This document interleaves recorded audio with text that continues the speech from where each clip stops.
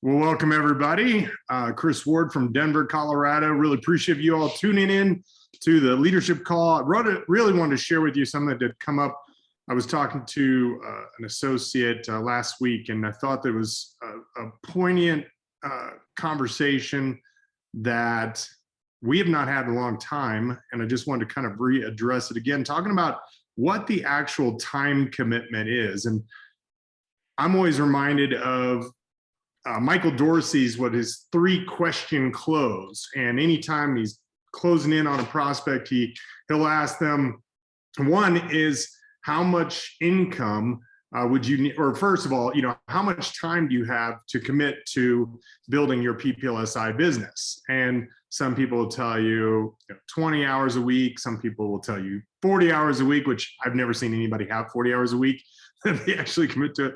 And then, or you'll hear, I've heard 2 hours a week, and wherever they're at, they're right. But we want to make sure that they're leveraging the proper activity within whatever time frame and really trying to block it off. The next question you ask is, how much money would you have to make in order for this to make sense? And so once you have an idea of how much time they have to commit to their PPLSI business and what income they're generally looking at right away.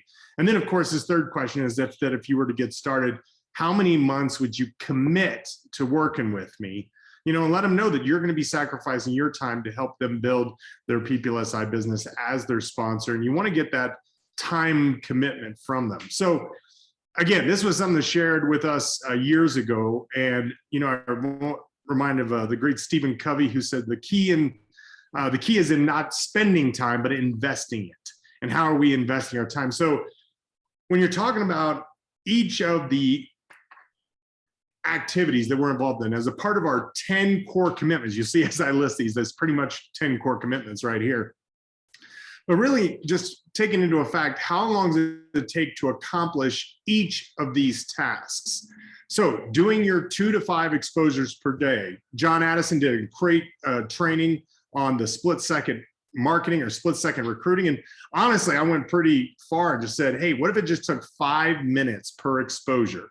And that's, as our approach and peak interest that we do with all of our prospects, is just asking them if they'd be open to taking a look at some information and then sending them one of our pre-recorded videos. And even if you were doing 5 exposures per day at 5 minutes each, you're looking at anywhere between 2 to 8 hours a month in just doing exposures. Now, what about attending your weekly briefing? Well, of course, we have so many opportunities now to attend your weekly briefing. We have in the middle of the day, we have after work, several live presentations every single day. So there's plenty of opportunities for you to find the right weekly overview for you. And I've found myself doing this too, where I'm beating up our prospects or our existing associates with, okay, attend this event. Okay, now I need you on this webinar, and then I need you here, and then let's promote to this event. And it's always the next event, but it's like, I feel like we're promoting something every single day of the week. And I think they're just kind of like in that land of confusion, people opt out of everything as opposed to doing just one simple week. And so with our new associates, we really just want to say, find a weekly briefing that's convenient to you and commit to that event. Mostly 2 to 4 hours per month, right? Or 1 or 4 hours per month, depending on, so if you're attending a weekly briefing, let's just say it's a full hour for your overview, total of 4 hours per month. Honestly, if our luncheon, we're done within 30, 40 minutes tops. So you can really plow that into less than 4 hours a month for attending your weekly briefing. Now, of course, we have our weekly trainings that we also want to make sure that we're plugging into our team training. There's the corporate calls on Sunday nights and Monday mornings. And again, 1 or 4 hours per month, 1 hour a week, 4 hours per month that we're attending with our weekly training. Your Super Saturday. Ours is 4 hours. We do 1 to 5 p.m. is what our commitment to your Super Saturday, which again is one of your 10 core commitments. And then we have 2 days or 2 hours. If you were to break down the convention into total days, it's about 2 days or 2 hours per month. So you're looking at your total commitment. Of course, you can't divide a convention into a month, but if you were to divide it up the whole year, you're looking at about 22 hours per month total if you were to divide up all of this time and make them all equal. So very inexpensive. I mean, that's, or very low time commitment for anything that you're doing part-time. Divide that down again, you're looking at less than 4 hours per week. So, or I'm sorry, less than 6 hours per week if you were doing that. So 4 to 6 hours per week. But now we got to value the time, because I think that a lot of us, we don't put enough value into all of the income activity because of the fact that we're not paid immediately for that. You know, I've heard associates that complain, they're like, oh, you know, I've told a bunch of people about this and I haven't made any money yet. But just look at how much the time total. So if you're just looking at, if you're fully invested in your PPLSI business and you're working 22 hours a month, just like what I shared with you, you're hitting all the check box on your 10 core commitments. And if you were earning $500 a month, that would equate to $23 an hour. That's pretty spectacular right there, I think. 23 for just working 22 hours a month. That's pretty spectacular. It'd be hard to find any part-time job that would be able to be willing to pay that.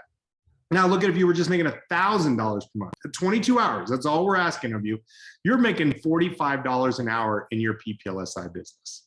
So that is incredible.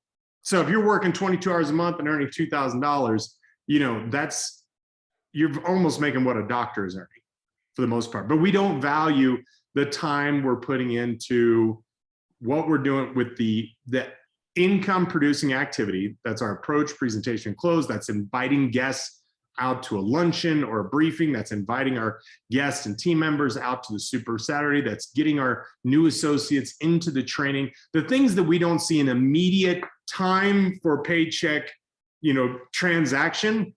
Now we can really show how much they can value that time that they're putting into building their business that they're not immediately getting paid for.